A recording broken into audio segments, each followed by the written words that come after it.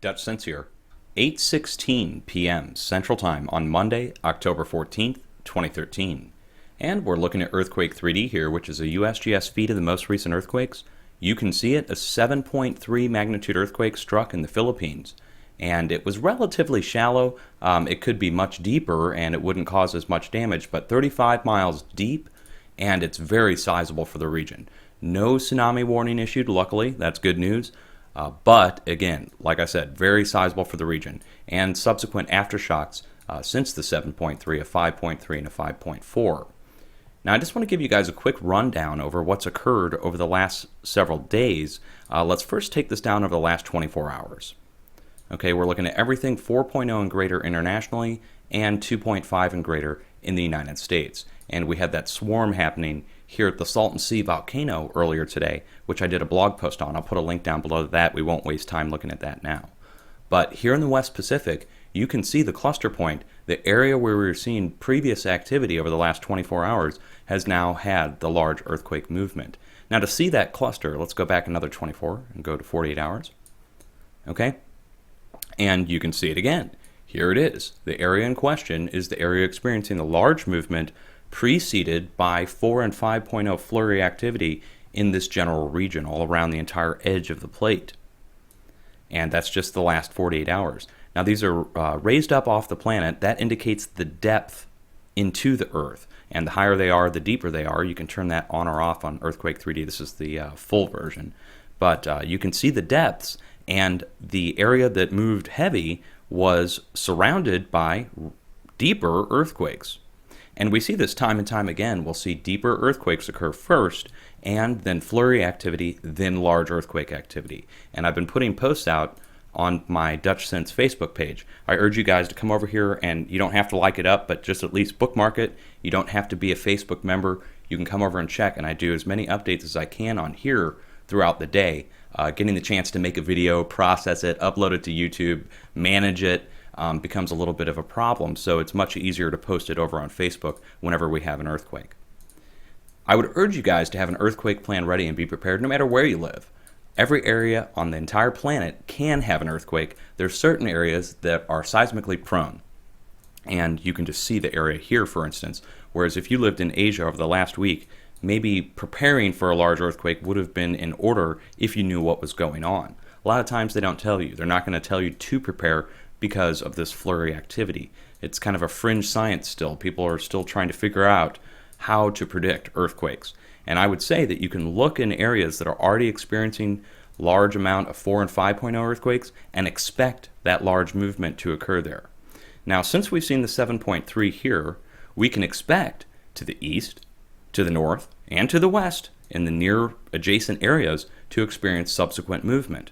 So across through Alaska, the Aleutian Island chains, going east all the way here to north of New Zealand, and going west through Sumatra, maybe even as far west as this cluster point that's occurring here in India, at the border of India, I think, and Pakistan.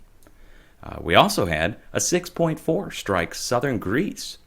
So we don't normally see anything over 5.0 happening there. They do have 6.0s, even larger, but we haven't seen one there in a fairly long while. And you can just see, you can connect the dots over to the Pacific where this entire area of unrest is occurring. Now, the United States, let's just get quickly in the United States. It's going to take a while to get into this, but when you see the United States activity, let me turn these down, you can see that, again, the edge of the craton is highlighted. The craton is the unsubducted portion of the North American plate. It forms a giant U shape that starts up here in the Pacific Northwest, curls down here to the south through Oklahoma, and then goes back up here to the northeast, pretty much to the split in the continent here. And you can see 2.6 struck up here, I think, in as that New Hampshire. And then we have multiple 3 and 2.0 earthquakes striking at the fracking operation throughout Oklahoma. And then again, up here near Yellowstone, south of Yellowstone, at the area that we don't normally see too much activity, where we saw the 5.0 happen 2 weeks ago. Well, that area is starting to move again. And that's the edge of the craton. Now let me turn these back up here. And you can see the 4.5 that occurred off the east coast. Now, these are methane hydrate deposits here. They call it the Bermuda Triangle, but really there's a lot of methane activity that's happening in the ocean. We're talking large areas of bubbling methane that can explode, sink ships, and this is the deformed edge of the craton. You can see it highlighted here on the map that extends out in the coastal plain out to the sea floor. And that's the area that saw the 4.5.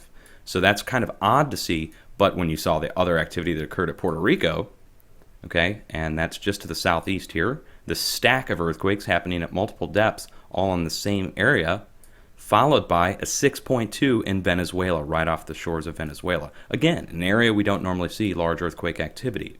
There were the 7.0s that happened in Colombia, 6 months ago now, and we haven't seen any follow-up activity there. So that is follow-up activity that we would expect to see in near term, but it took months for this to happen. And I think that's because the transfer that's been occurring, this pressure transfer, is coming from the west, not from the east, not from the mid-Atlantic ridge like we would normally think, but it's actually the subduction that's not able to keep up with the Pacific movement to the west. It's a radical theory. I haven't heard it proposed anywhere, but I think that's what's happening, okay? Now, one last thing, guys. I've got a list of links you can go over. We don't have time to go into that now, but I would urge you guys to come over and check all of these. We've got U.S. links. We've got Yellowstone. We've got international links. You can go down the list here. I've got Europe, Oceania, Latin America, as many as I could find it, and I'm trying to update this as much as possible. Another thing you could check are the volcano webcams.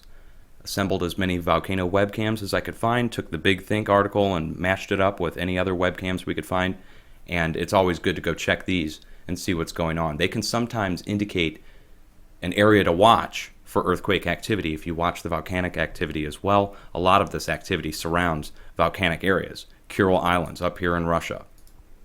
Okay, south near Japan. Going south through Sumatra. A lot of these are undersea volcanoes that are having the 4 and 5.0 earthquake activity out to sea, and relatively shallow.